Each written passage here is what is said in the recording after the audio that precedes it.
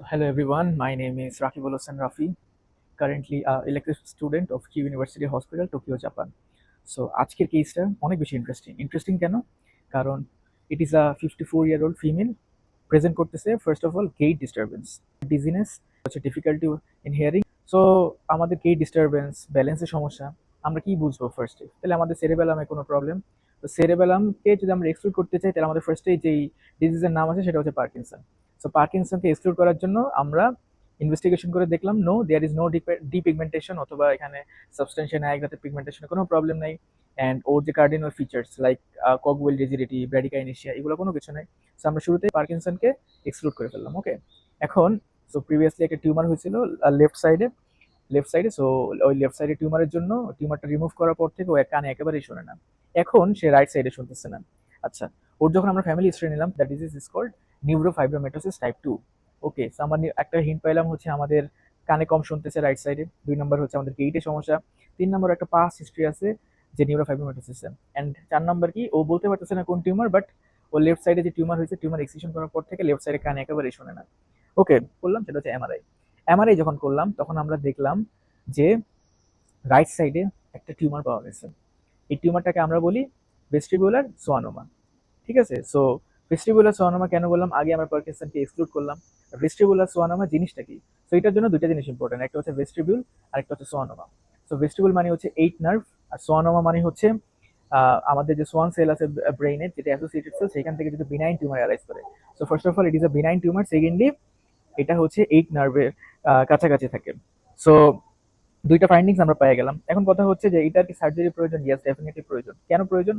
প্রথমত এই টিউমারটা হচ্ছে আমাদের নার্ভটাকে ইনভলভ করতেছে। সেকেন্ডলি যে জিনিসটা সেটা হচ্ছে আমাদের টিউমারের সাইজটা আস্তে আস্তে বাড়তেছে। এখন সার্জারি করার মেইন মোটিভটা কি? এই যে ব্রেন স্টেমে যে কম্প্রেশন দিচ্ছে সেটা যাতে রিলিফ করতে পারি, নিউরোলজিক্যাল ফাংশনের যে ডিটেরিয়েশন হইতেছে এইটা যাতে আমরা ডিটেরিয়েশন থেকে আমরা রিলিফ পাইতে পারি, ঠিক না? অ্যান্ড এটা বিনাইন হওয়া সত্ত্বেও অন্য কোনো জায়গা থেকে অন্য কোনো টিউমার বা অন্য কিছু আছে কিনা বা মেটাস্টেসিস হয়েছে কিনা সেগুলো আমরা এক্সক্লুড করে নিলাম।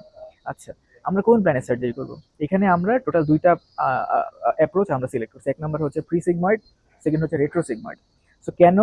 কারণ হচ্ছে এখানে আমরা ওয়াইডার একটা এক্সপোজার পাবো, সেরেবেলামকে আমরা কম ডিটেক্ট করবো, তারপর ব্রেন স্টেমে বেটার। সো আমরা as much as possible try করবো যাতে হচ্ছে এটা অ্যাভয়েড করার জন্য বেসিক্যালি যে 7 নার্ভ ইঞ্জুরি। আচ্ছা, এখন যদি আমি অপারেশনটা করি তাহলে আমার কি কমপ্লিকেশন হতে পারে? 1 নম্বর হচ্ছে facial nerve injury, facial nerve palsy. 2 নম্বর হচ্ছে সিএসএফ এর লিকেজ হতে পারে।